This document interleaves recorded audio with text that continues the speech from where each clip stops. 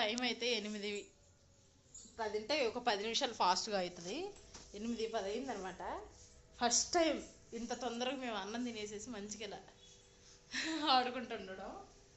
Chicken అయితే తీసుకొని వచ్చాడు. హాయ్ చెప్తుంది కార్తీయ మమ్మీకి. అసలు ఎంత మంచి గాలి వస్తుందంటే బయట అసలు సూపర్ గాలి వస్తుంది.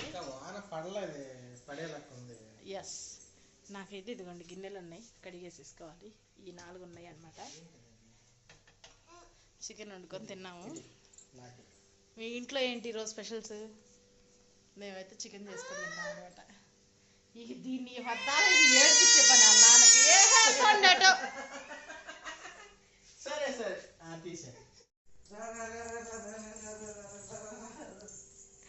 అంతే. ఇప్పుడు